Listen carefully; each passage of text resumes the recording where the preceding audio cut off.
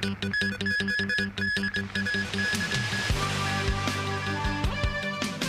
city's public libraries come under fire from the Director of Audit. An investigation is underway into yesterday's fatal fall of a cleaner down a Kwun Tong lift shaft.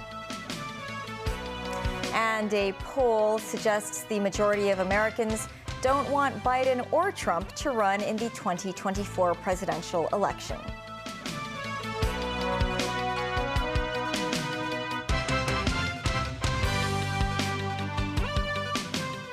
Hello and welcome to TVB News. The city's public libraries have come under fire from the Audit Commission for failing to efficiently process new books and expand their collections.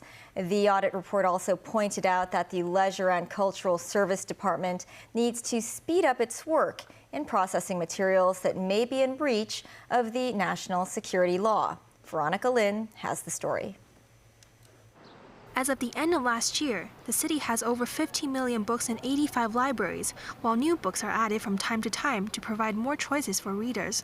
But a new report from the Audit Commission found the number of new books added to the public library collection fell short of the Leisure and Cultural Services Department's plan. For instance, the number of new Chinese books for adults added to libraries was 28% lower than expected. It has also been an uneven distribution of books. Some libraries only received half of the books they had asked for, while others received twice the amount they had requested.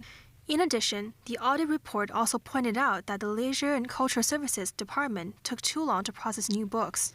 Also, procedures such as cataloging and packing did not have specific target time frame. Around 40% of the books took longer than planned to be delivered to the libraries, with some requiring up to 14 days. The report also found that 36% of the books' organizing time exceeded the target time, with some taking up to 3 months. Nearly half of book bindings were overdue, taking an average of 48 days, half a month longer than the target time. After the national security law came into effect, about 380,000 items were listed as temporarily not available for public use, while 2.7 million were no longer available at the end of January. 75% of such items remained in those categories for more than a year. The audit report urged the review to be completed soon. The LCSD agreed with the Audit Commission's suggestions and explained that the library's procurement volume depends on many factors, including the needs and utilization rates of library branches. As for books related to the national security law, the department said it's difficult to set a target time to finish reviewing the books, as it receives complaints from time to time. Meanwhile, the audit report pointed out that the Education Bureau should repair and improve flagpoles in schools in a timely manner. Starting last year, the national flag has to be raised in secondary and primary school on every school day, New Year's Day, the handover ceremony, and National Day. The Bureau in the 2022 to 2023 fiscal year approved 223 flagpole installation applications. Among them, 41 were withdrawn by the schools, and in the remaining 82 projects, 22 have yet to be completed. The Bureau says they will expedite the process. Veronica Lin, TVB News. Secretary for Security Chris Tang, currently on a visit to Beijing, was asked by reporters today about a Labor Day rally application being withdrawn by its organizers. The press also asked whether the organizers were warned against holding the event on national security grounds. I think, first of all, for the reasons of the withdrawal, I think probably you have to ask the individual organizer for the reasons. But I think if someone is unable to ensure the safety of any public order events or to ensure the orderly running of the events, it is a responsible act to withdraw the application. Former Confederation of Trade Unions leader Joe Wong and member Denny To had applied for a letter of no objection from the police for a 500-strong rally on Labor Day. Denny To wrote on a website that after Wong was taken away by police, the pair decided to withdraw their application, citing emotional distress. To added that he couldn't share details due to Article 63 of the National Security Law. A cleaner plunged 30 floors down a lift shaft to his death while at work in Kwun Tong last night. Initial investigations suggest the escape door of a lift had been opened, which may have led to the tragedy. Jackie Lin reports. The high-angle rescue team from the Fire Services Department recovered the body in the lift shaft of this office block on Hao Ming Street, Kwun Tong, with paramedics and police officers on standby. The tragedy occurred at around 6 p.m. on Tuesday. The Fire Services Department said the 73-year-old cleaner was declared dead at the site, and it took them quite some time to retrieve the victim's remains at the bottom of the lift shaft. Preliminary investigation suggested there was no malfunction with the lifts involved, but the Electrical and Mechanical Services Department said the escape door of the lift had been opened. It's understood the escape door is usually locked and doesn't have to be cleaned by workers. Poon Sik-kyu of the Hong Kong Institution of Engineers said the accident was unusual and the cleaner might have mistakenly opened the escape door in darkness. He said there should be clearer indications of the escape door or an alarm system in place when the exit was opened to prevent such accidents in future. Also, the victim was not wearing a reflective vest when he plunged to his death. This, as a recent amendment to the Occupational Safety and Health Ordinance, is set to take effect this Friday. Under it, the maximum penalty for offenders will be raised to $10 million. Siu Si-man, chief executive of the Association for the Rights of Industrial Accident Victims, said she is saddened by the accident. She said employers, stakeholders, or any individuals found to have violated safety guidelines should receive severe penalties to underscore authorities' commitment to occupational safety. Jackie Lin, TVB News. The 9th Anti-Chamber Exchange session took place at the Legislative Council today, where some lawmakers suggested the government adopt mainland innovations such as the Sky Shuttle and construction robots. The LegCo members hope such innovations will solve several of the city's traffic and workplace-related problems. Timothy Lee reports. At the Legislative Council this morning, lawmakers and senior government officials held informal discussions during the 9th Anti-Chamber Exchange session. Much of the conversation revolved around their recent trip to the Greater Bay Area. Many lawmakers attended the 9th Anti-Chamber Exchange session led by Financial Secretary Paul Chan today, during which LegCo members shared insights towards land development and fintech innovation. Transport and Logistics Secretary Lam Sai-hong also spoke about his views on Hong Kong's adoption of mainland transport innovations. They include the BYD Sky Shuttle, a rail transit system that some lawmakers believe will alleviate the city's traffic congestion. We'll contact a Sky Shuttle to collect all relevant information and statistics, such as the technical information, or the operation details, the safety records, so that we can further analyze the applicability of Sky Shuttle in Hong Kong. We keep an open mind as to different mode of transport and different technology. So it will be assessed against the specific and unique situation in Hong Kong. Some lawmakers suggested using the Sky Shuttle system in the proposed East Kowloon line that connects Choi Hong to Po Lam. Another topic of discussion was the introduction of construction robots, which some lawmakers believe could reduce industrial accidents. Secretary for Housing Winnie Ho said she hopes the city's construction sector can introduce more technology and innovations while working with the mainland. Timothy Lee, TVB News. As U.S. President Joe Biden formally announced Tuesday he is running for re-election in 2024, a poll suggests that the majority of Americans don't want Biden or Trump to run. 70% of Americans say they think Biden shouldn't run, including 51% of Democrats. Biden is asking voters to give him more time to finish this job and extend the run of America's oldest president for another 4 years. Tracy Furness has more. Shortly after President Biden formally announced he is running for re-election in 2024 on Tuesday, he found a receptive audience with union members in Washington. Let's go, Joe! Let's go, Joe! Our economic plan is working. We now have to finish the job, but there's more to do. In Biden's 3-minute campaign announcement, he depicted Republican extremists as trying to roll back access to abortion, cut Social Security, limiting voting rights, and banning books they don't like. Freedom, personal freedom, is fundamental to who we are as Americans. There's nothing more important, nothing more sacred. In response to Biden's candidacy Tuesday, former President Donald Trump released a video taking aim at damage he's caused. protect our rights. Biden has totally humiliated our nation on the world stage, starting with the Afghanistan disaster, perhaps the most embarrassing event in the history of our country. It meant so much to our enemies when they watched that horrible retreat. Russia is teaming up with China. Iran is days away from a nuclear bomb, not even thinkable. Ukraine has been devastated by an invasion that would never, ever have happened if I was president. And Joe Biden has led us to the very brink of World War III. They say if Trump is nominated the Republican candidate for 2024, it would be the first time in recent memory a losing president has run again.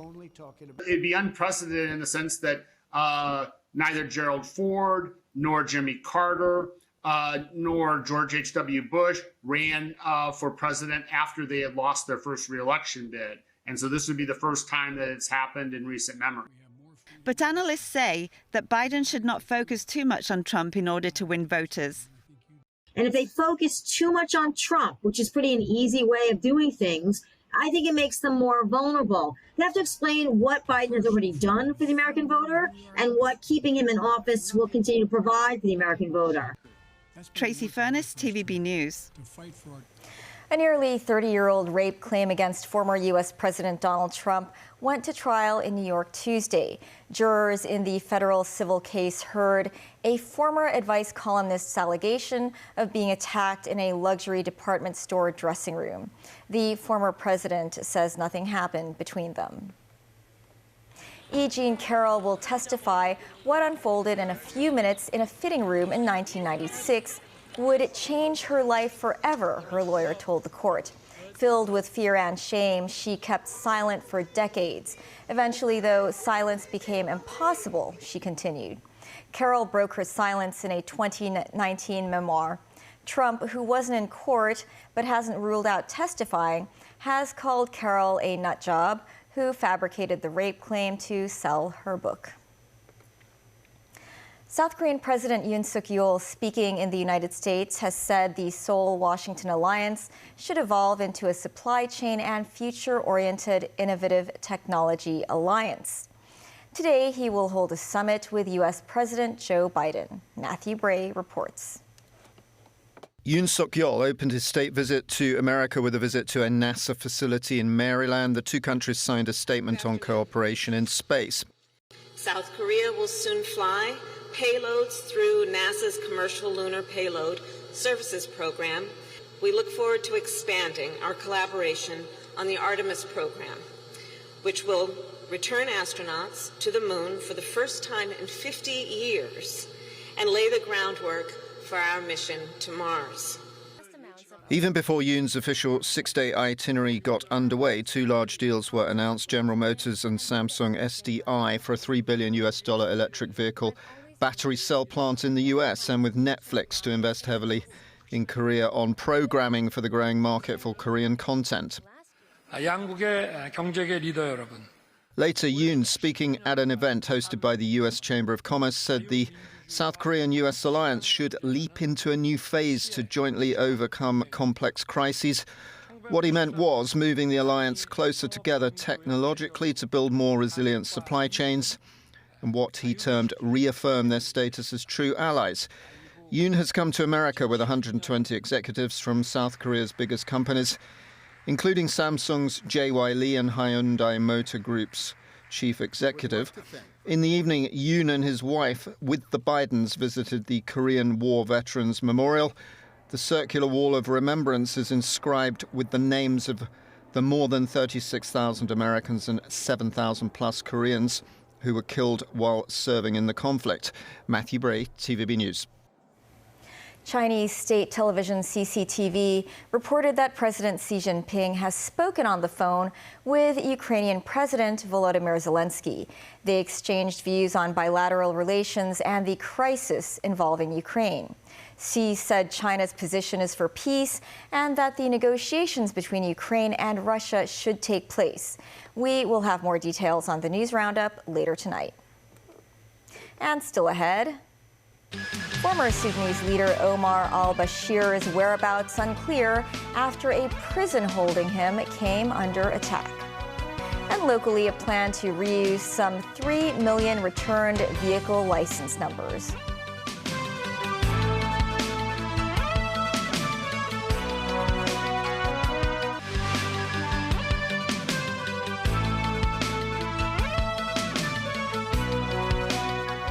Welcome back.